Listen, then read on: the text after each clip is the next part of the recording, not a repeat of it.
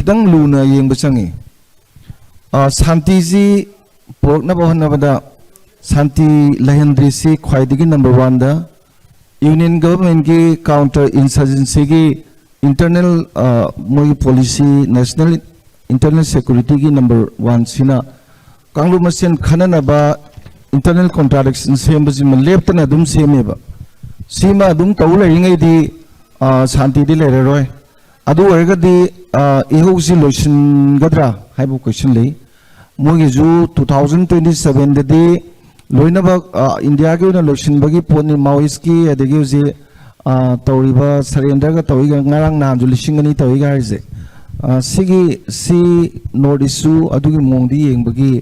sida moina santi porak na ba honna ba sida ngang witna thugai ga da pot ama sigi tangdu leta jingai di problem ama leiba aduga sigi damakta khoigi I watch hoina ko sumamang da utpasina discontainment mayams se kudamoina medical facilities wali education facilities wali lambi sorok mong chade seat allocation ji masing ji am thina khenamali gaina swaina pi basina khoigi pen daba miyam gi kholawoina singi zuleiba ani sine ba khoida lurisi ada ani sida hojik si PR manung jida khoi maroina absence of violence si khoi ui masi peace tinate negative peace haigadra negative peace ka positive peace ka ja khoi na changjin gadaba jidi positive peace sineba nomai kamna daba mai thana daba hana suna daba violence si lep khraga akoina santi oire habi yaroi manung da mai gi chingdona phumba ma lei do amuk pokhai bati yaiba aduna positive peace si lagna ba hona badadi magi long term plan na chadem te yaroi sigi matang dadi sai committee sem ju mathau yam tai ko committee du paksem sem manataba committee du sem ba kanda conflict studies da khar fazna haiba ade bias leitaba neutrality maintain tawba akogi masang nai ba meeting influential ba meeting da kar hoye kai noida influence is it is the most powerful ni kari noida any actor akan ba actors sing ji magi influence duna magi attitude beliefs emotion du change tobung amali neba aduna influential mayam yobi ba adegidi thabak si long term plan gi thabak si tawkan da hojiki health care gi oibiro adegi education gi buero lambi sorok semba gi buero adegidi sit ki kari gi political manaba manadaba gai leri mayam jingji loina mak tawbukan da lengak pasu yamna puksen sengba changeba akoi gi super sadhu mayam di kana roi super sadhu di paisa ningba lai ningba nupi ningba je sindur angang mutei basi super sadhu kawi sigi super sadhu mayam je sina lebanga di yaroi amoi khara yawi da tawa adagi moi gi followers oina matung ino mayam ju super sadhu mayam thadok pitare yamna honestly aduga sincerely sida walk to bigena khalaga long term plan jigi damakta conflict si resolve to boda compromise line thi bada kaido wi phangoi do no why not singi uji discontentment mayam si yengkan da khoina adum ingan ngana compromise line leini aduga any group amana pami potu 100% si phangdaba yaroi haibadu di moisu leiroi maram di ptv da conflict resolve to grising je aina pam jing do khara sacrifice to naraga compromise line ama phangnabadu neba aduna hojilai ba pochida khoi compromise line thiba light ni adu committee ma tawraga fazna wari watai sarakanda light community to community dialogue community to community understanding gi mongda la kanda sibokti leiro sina si were si haibasida adum yanane khali maramdi masing yamba tampaki maitai sing ya pamba kemu leite only da khoigi apunba manipur ma aide idea manipur du proxy haiba kaktani sidege henba any demand leite ba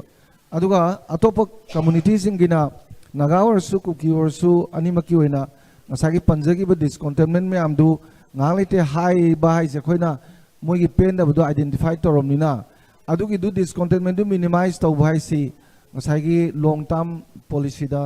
plan phajana tawraga loi ton ba ya ba potne ba whether it may be health care oiro education oiro lambi thongi oiro aduna bo khoina sing the plantation economy ji large scale to darkar oi ga ji economy phagana bani dana ko adegi bipolar house like is kai do khoina unipolar ji akeno ji nataba khoi bicameral like ji gai je mana situ ngasai gi magi legislative assembly duna taba legislative council da mi kuntrai mi ada lakadaba duna horen nimpu is to 20 du nungai te haibu ju adu ju semai dana aduga policy semba khotpa implementation du organic intellectual gi mong dongna akoina micro minority myam gi discontentment se koi khang bon deba akoina sta akhang ba sadana phau sadana mai mute representative singjina pangang ngang bo ani micro minority gi problems di moina khang bon deba adugi representative singdu lakcha di vote tog do juna te MLA di oiduni moina policy semba kanda policy implementation da as a part of organic intellectual and yaur kanda di yam phaba policy ama puthokpa ngamne khaleba aduga madu implement tor kanda di pen da badu tam tam na sum phagine khali aduga in the meantime hojik se absence of violence di yam hena mathau tai aduna negative piece thamdaba yade negative piece dagi positive piece lakadong neba ada si positive piece di long term oigadabani na sai committee semba mathau tai aduga lenga paju state lengak lehen mathau tai maram di president rule leibasina di lenga paching de na dumai first time thambe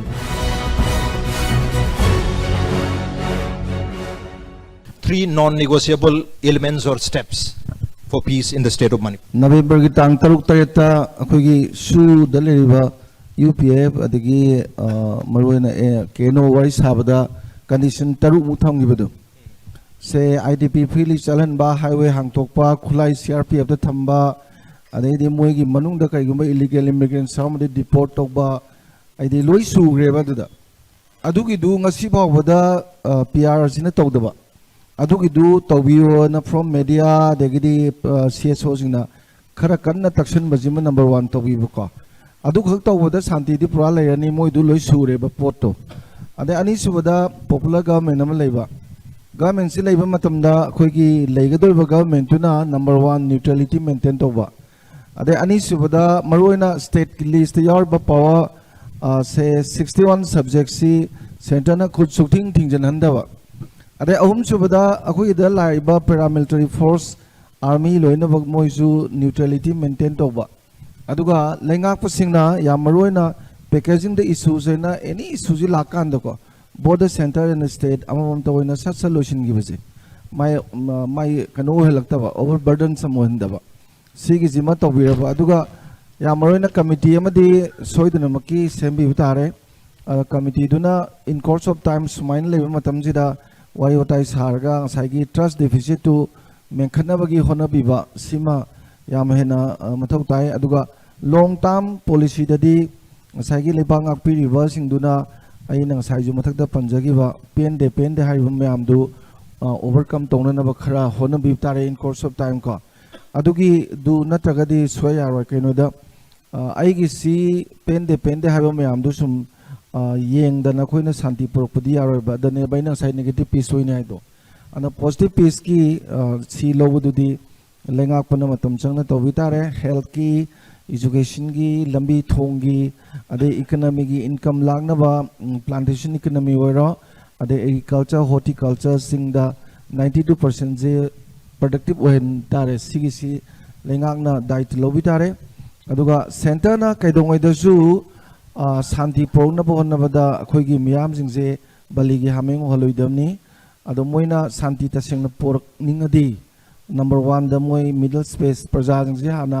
social justice economic justice political justice pigadamni aduga lalobu jingdi diplomatically moi wayutai sabani khangde amani khangde dialogue tongna bo hona jabadudi that is up to them ko aisi thamjagi The New Delhi the Warishan Rumatunda, MLA Singna, Peace Pornaba, Aru Hire, MLA Mam Sing Assembly the Puna Pamina Yanabagi, conducive environment to create on Hanawana, message of Matarku Matungagi, situation Hena, Chain Story, Henny and Bibi Abra, Aruka Karigumba Chain Stobang, the target, the Lakatubata, Manga, Taruxida, Madu Kanana responsible or doing quite a bit. Responsibility Razadum Delhi Nadum word. Maram the Bondus from the Coxon Burni bones, the more quarterly never. Ano santi purna bohna bada moina yam tohningi ade anisu bada praja jingi manung dako sense of belonging, sense of living together punna lemine bagi sense leitraba mari pak nusidraba ade mari pak si khan jagadi mari bang sana ti haitarena अदा sense of living together बु लेत्रगदी लेबगिजु मथौ तादे अदुना अइना खंजबदा सिगुम्बा मियाम सिंगसेसु अखोइना identify तौबु चंगी अदुगा मागी लोगी मतुंगिना तौम थोपदु state की कोरिसिप सिनबा दरकार होयना थमजगे